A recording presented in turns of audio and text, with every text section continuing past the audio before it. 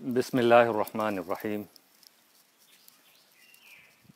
पिछले 3-4 रोज़ कुछ तबीयत अलील थी, जिसकी वजह से मैं अपने बहुत से अहबाब से मोबाइल वगैरह के ज़रिए उनसे बातें नहीं हो सकी, तो उसके लिए मैं माज़रत चाहता हूँ। अल्हम्दुलिल्लाह आप सबकी दुआओं से अब तबीयत बेहतर है और आज रमज़ान का दूसरा दिन है। आप सबको इस महीने का हर हर लम्हा मुबारक हो।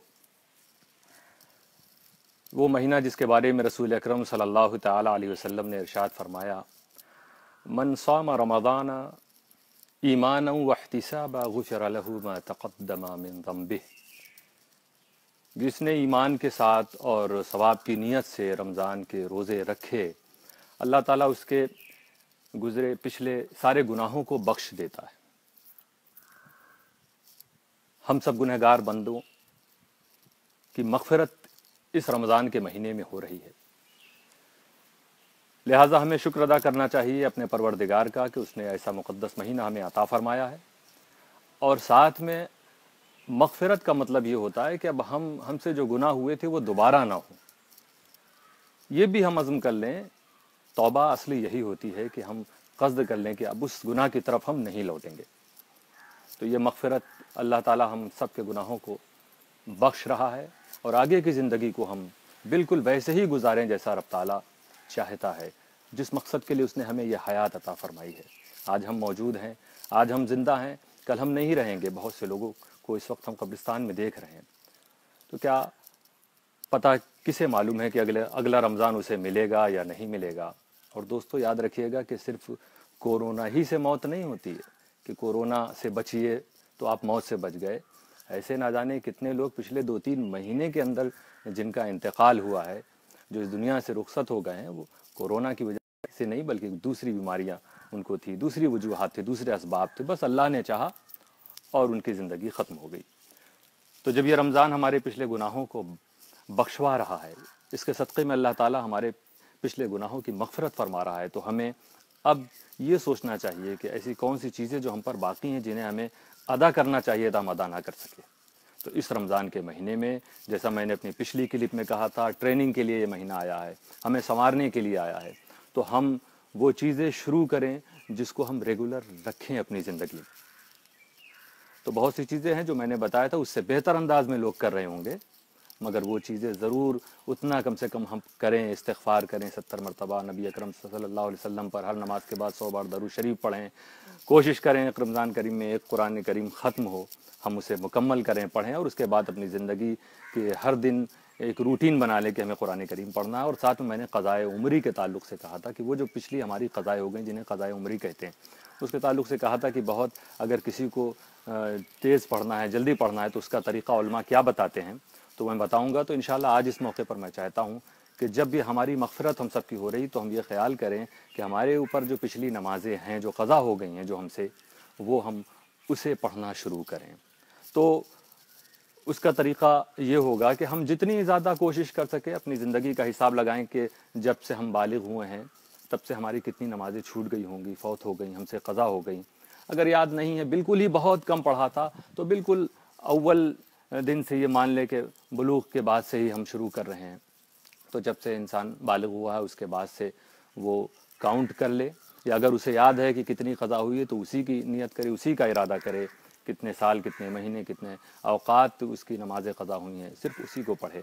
तो उसका तरीक़ा ये होगा कि अगर आप ये चाहते हैं कि हर दिन आप 5 नमाज अदा पढ़ेंगे, फ़ज्र, ज़ुहर, असर, मग़रिब और इशा, और उसके साथ साथ आप ये चाहते हैं कि हर दिन आप पिछले दिनों में से किसी दिन की क़ज़ा भी पढ़ लें, तो उसका तरीक़ा ये होगा कि आप जैसे फ़ज्र की नमाज आपने पढ़ी और साथ में आप क़ज़ा भी पढ़ना चाहते हैं, तो यूँ नियत करें कि वो फ़ज्र जो मुझसे सबसे पहले क़ज़ा हुई, अब ये याद नहीं ना कि किस सन में, किस वक्त, किस महीने, कौन से दिन हुई थी, तो आप सिर्फ ये कह लेंगे कि वो क़ज़ा, वो फ़ज्र की वो क़ज़ा जो मुझसे सबसे पहले हुई। ज़ुहर में आपने कहा ज़ुहर की वो क़ज़ा जो मुझसे सबसे पहले हुई। असर में इसी तरह, मग़रिब और इशा में भी। और ये भी ज़रूरी नहीं कि इन औक़ात ही में आप पढ़ें, आप किसी भी वक्त पढ़ सकते हैं। वो वक्त जिसमें नमाज का पढ़ना मना है, इस्लाम ने रोका, उस औक़ात के अलावा किसी भी की वक्त में आप अपनी क़ज़ा नमाज को पढ़ सकते हैं। एक दिन में आप 2 दिन की पढ़ लीजिए, 4 दिन की पढ़ लीजिए, जैसी तौफ़ीक़ अल्लाह ताला अता फ़रमाए। नहीं तो कम से कम हर दिन आप या हर वक्त एक वक्त की आप पिछली जो आपकी क़ज़ा हुई है वो भी पढ़ लें। और उसको पढ़ने का ये तरीका होगा कि आप जैसे पढ़ते हैं नमाज वैसे ही पढ़ें, या अगर आप कुछ फास्ट चाहते हैं कि जल्द से जल्द आप क़ज़ा पढ़ लें तो उसका तरीका ये होगा कि आपने नियत की, मिसाल के तौर पर ज़ोहर की वो नमाज जो मुझसे सबसे पहले क़ज़ा हुई, मैं उसकी नियत करता हूँ वास्ते अल्लाह ताला के मुँह मेरा काबा शरीफ से, और अल्लाह अकबर कह के आपने तकबीर तहरीमा बांध लिया। फिर सीधे सूरह फातिहा पढ़िए, अल्हम्दुलिल्लाह रब्बिल आलमीन अर्रहमानिर रहीम, पूरा सूरह फातिहा वलद्दालीन तक पढ़िए। और उसके बाद आप कोई सूरत जो आपको याद हो छोटी वो पढ़ लीजिए, वल अस्र है, इन्ना आतैना कल कौसर है, या कुल हुवल्लाहु अहद, जो भी हो तरतीब के साथ आप उसे पढ़ेंगे। तो सीधे सूरह फातिहा आपने पढ़ा तकबीर तहरीमा के बाद, फिर कोई सूरत मिला ली और रुकू कर लिया। रुकू में आप 3 मरतबा सुबहान रब्बियल अज़ीम के बजाय 1 मरतबा सुबहान रब्बियल अज़ीम कहेंगे तो भी काफ़ी है। इसी तरह सजदे में भी सिर्फ 1 मरतबा सुबहान रब्बियल आला, दूसरे सजदे में भी सिर्फ 1 मरतबा सुबहान रब्बियल आला कह के आप दूसरी रकात के लिए खड़े हो गए। दूसरी रकात में भी आप सूरह फातिहा पढ़िए अलहम्दो से, और कोई सूरत मिला लीजिए, और रुकू और सजदा इसी तरह कीजिए कि एक बार सुबहान रब्बियल अज़ीम और एक बार सुबहान रब्बियल आला। आप ऐसा कर सकते हैं कि अगर आप जल्दी चाहते हो। अब अगर ये ज़ोहर की फजर की नमाज़ है जो आप क़ज़ा पढ़ रहे हैं, तो उसमें दूसरी रकात में अत्तहियात पढ़ेंगे, और अत्तहियात पढ़ने के बाद आप तहियात जब पूरा हो जाए, अशहदु अल्ला इलाहा इल्लल्लाह व अशहदु अन्ना मुहम्मदन अब्दुहु व रसूलुहु, उसके बाद दुरूद पढ़ लीजिए, अल्लाहुम्मा सल्लि अला मुहम्मद व आलिहि, और इसके बाद सलाम फेर दीजिए। इतने में आप ये 2 रकात फजर की क़ज़ा जो थी वो आपने उसे पढ़ लिया आपने। ज़ोहर की अगर है, मगरिब की है, तो ज़ाहिर सी बात है आप तीसरी और चौथी रकात भी पढ़ेंगे। तो इसमें तीसरी और चौथी रकात में जब आप अदा तो सिर्फ सूरह फातिहा पढ़ते थे, सिर्फ सूरह फातिहा। लेकिन जब आप क़ज़ा पढ़ रहे हैं और जल्दी चाहते हैं तो आप सूरह फातिहा की जगह तीसरी या चौथी रकात में सूरह फातिहा की जगह सिर्फ 3 मरतबा सुबहान अल्लाह सुबहान अल्लाह सुबहान अल्लाह कह के रुकू कर लीजिए, काफ़ी होगा इंशाअल्लाह ताला। और रुकू में आप 1 मरतबा सुबहान रब्बियल अज़ीम,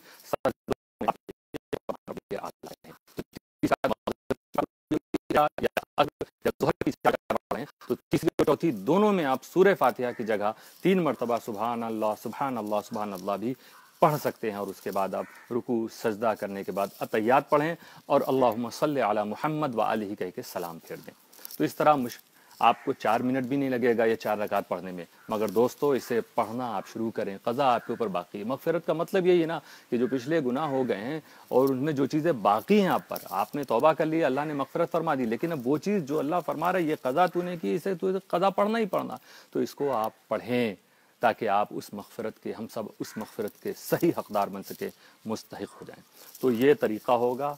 आप ज़ोहर में, असर में, मगरिब में, इशा में, फ़ज्र में जिस वक्त की जो नमाज है उस वक्त की वो क़ज़ा भी पढ़ सकते हैं, अलग से जो औक़ात उसमें भी पढ़ सकते हैं। वित्र की भी क़ज़ा करनी होगी क्योंकि वित्र वाजिब होती है।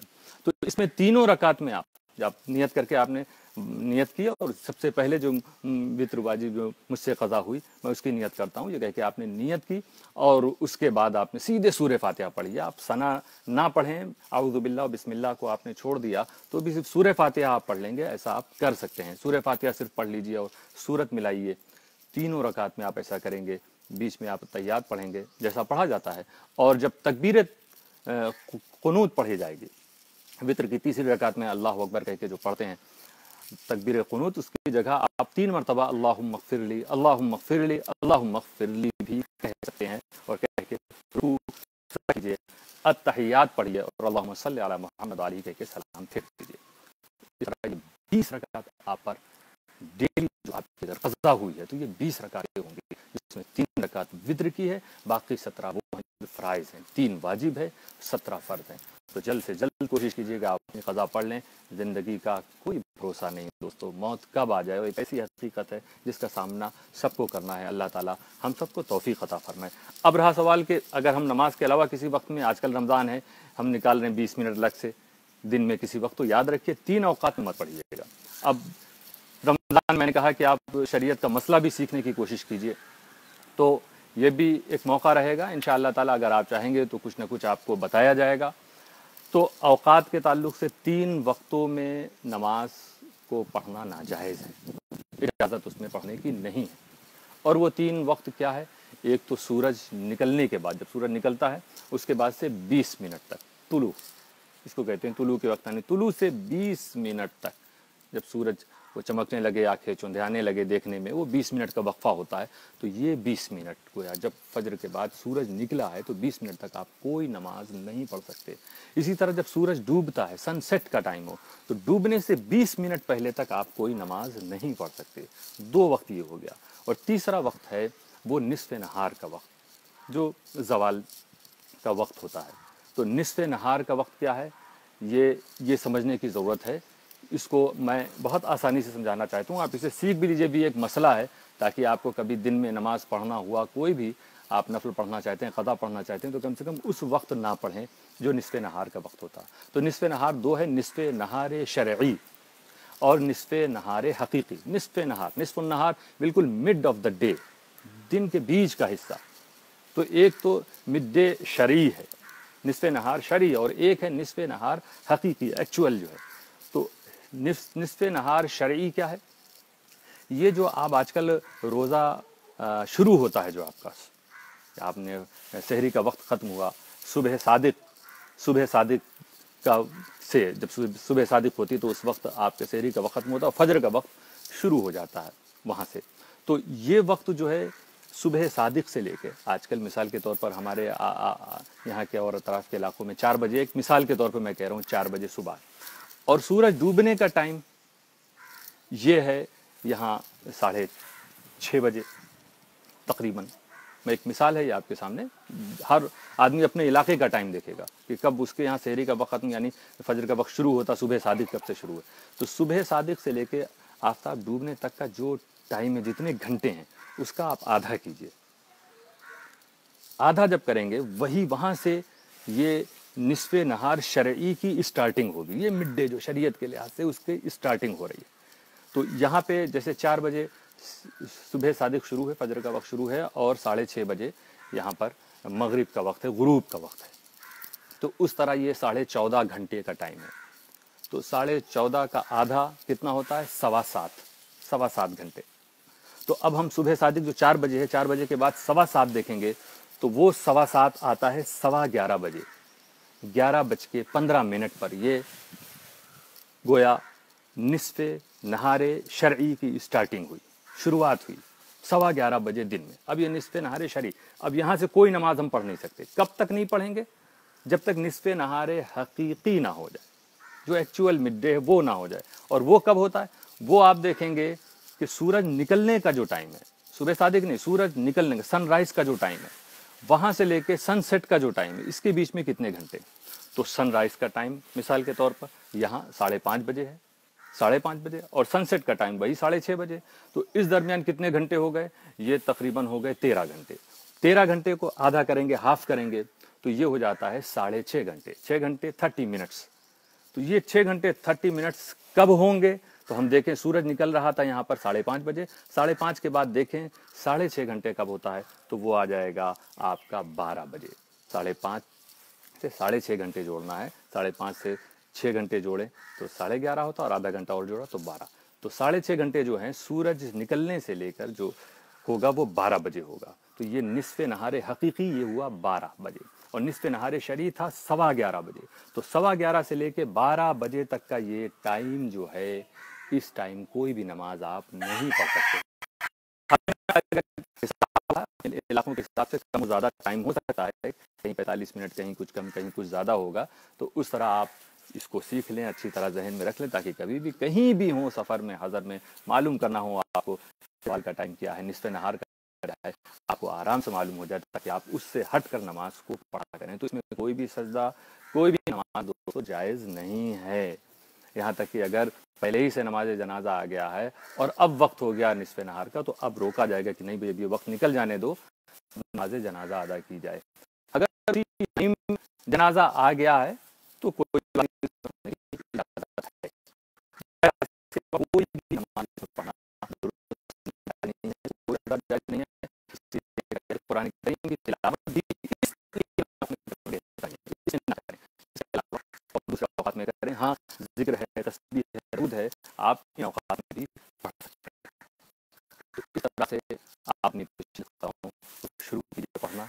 और ये जो कभी भी